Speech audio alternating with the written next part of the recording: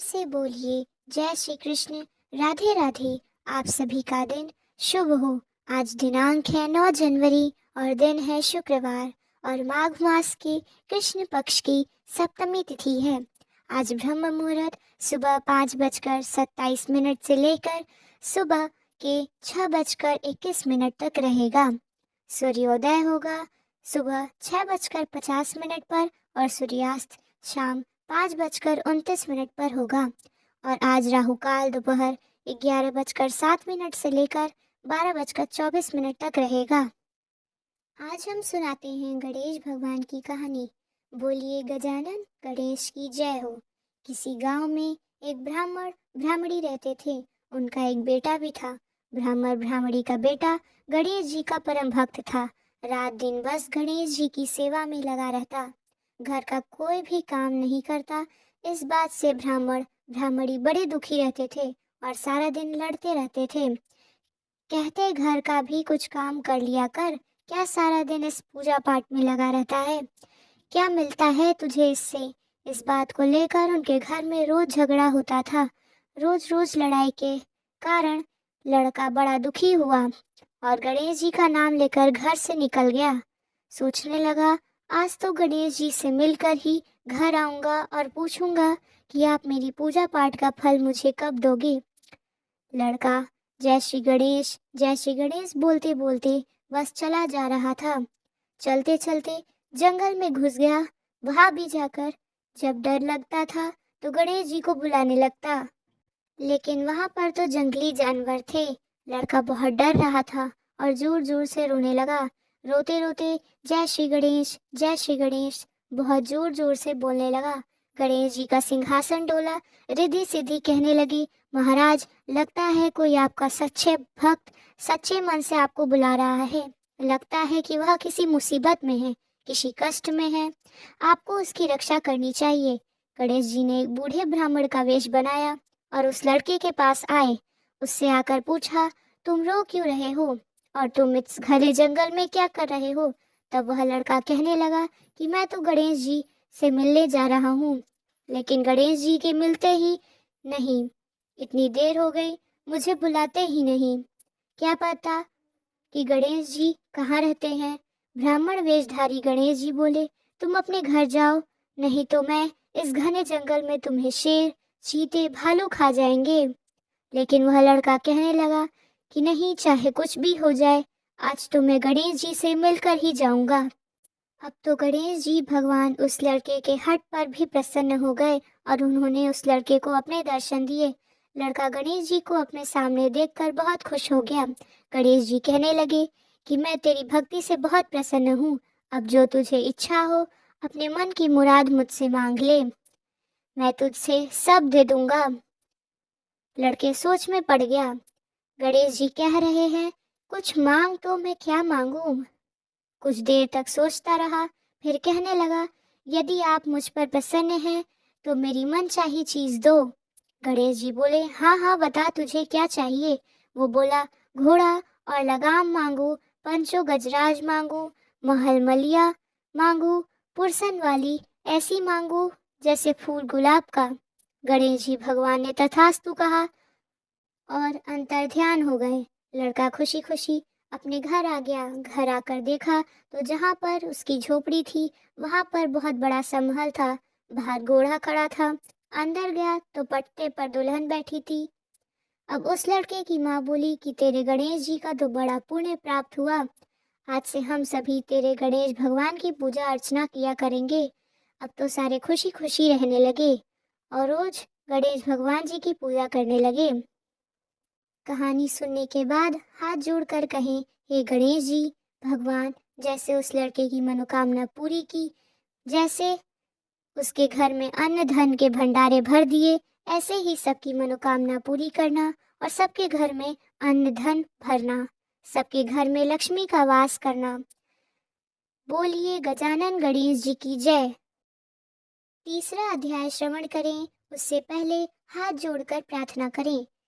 तब राजा दिलीप कहने लगे कि महाराज, यह पर्वत कितना ऊंचा है और कितना लंबा चौड़ा है। तब वशिष्ठ जी कहने लगे कि 36 योजन ऊंचा ऊपर चोटी में 10 योजन चौड़ा और नीचे 16 योजन चौड़ा है, जो हरी चंदन, आम, मदार, देवदार और अर्जुन के वृक्षों से सुशोभित है। दुर्भिक्ष से दुखी होकर इस पर्वत को फल और फूलों से परिपूर्ण देखकर भृगु वहीं रहने लगे और यहाँ पर कंदराओं, वनों और उपवनों में भी बहुत दिनों तक तप करते रहे। इस प्रकार जब भृगु ऋषि वहां पर अपने आश्रम पर रह रहे थे तो एक विद्याधर अपनी पत्नी सहित उतरा। वे अत्यंत दुखी थे।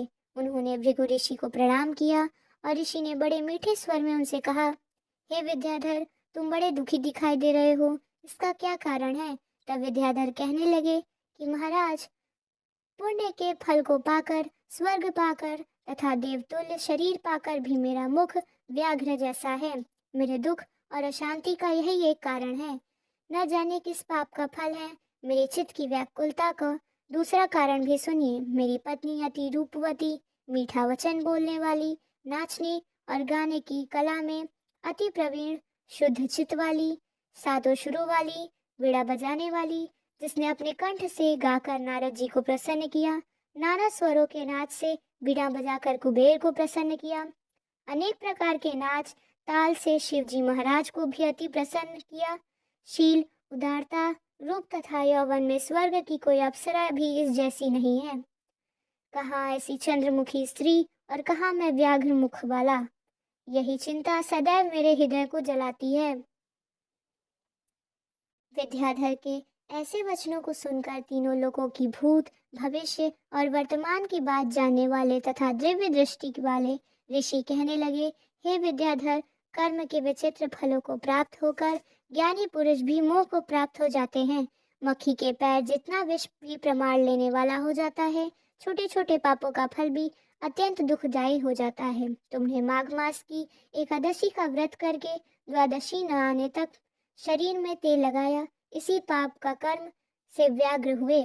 एकादशी के दिन उपवास करके द्वादशी को तेल लगाने से राजा पूर्वा भी कुरूप शरीर पाए थे। तब वह अपने कुरूप शरीर को देखकर हिमालय पर्वत पर देव सरोवर के किनारे पर गए।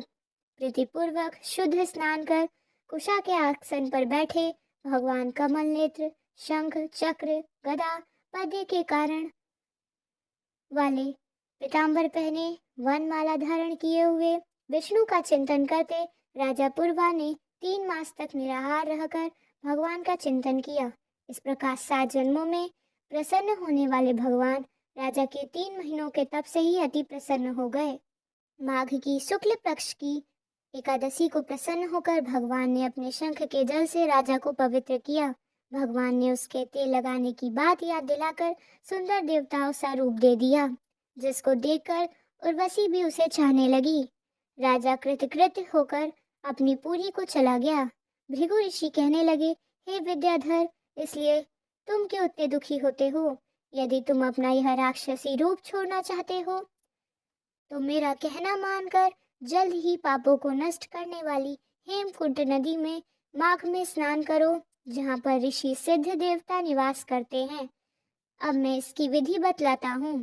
तुम्हारे भाग्य से माघ मास आज से 5वें दिन ही आने वाला है। पौष शुक्ल एकादशी से इस व्रत को आरंभ करो। भूमि पर सोना, जितेंद्रिय रहकर दिन में 3 समय स्नान करके महीना भर निराहार रहो। सब भोगों को त्याग कर तीनों समय भगवान विष्णु का पूजन करो। जब तुम द्वादशी को शिव जी स्तोत्र और मंत्रों से पूजन करोगे तो तुम्हारा मुख देखकर सब चकित हो जाएंगे और तुम अपनी पत्नी के साथ सुखपूर्वक क्रीड़ा करोगे। माघ मास के प्रभाव को जानकर सदा माघ में स्नान करो। पाप दरिद्रता से बचने के लिए मनुष्य को सदा यत्न से माघ मास का स्नान करना चाहिए। स्नान करने वाला इस लोक तथा परलोक में सदा सुख पाता है। वशिष्ठ जी कहते हैं कि हे दिलीप, भृगु जी के यह वचन सुनकर वह विद्याधर अपनी स्त्री सहित उसी स्थान पर पर्वत के झरने में माघ का स्नान करता रहा और उसके प्रभाव से उसका मुख देव सदृश हो जाता है। वह मणिग्रीव पर्वत पर आनंद से रहने लगे। भृगु जी भी नियम की समाप्ति और शिष्यों सहित ईवा नदी के तट पर आ गए। अगर आपको यह वीडियो पसंद आई हो तो चैनल को लाइक और सब्सक्राइब कीजिएगा और कमेंट में राधे राधे ज़रूर लिखिएगा और चतुर्थ अध्याय के लिए चैनल पर बने रहिएगा। राधे राधे।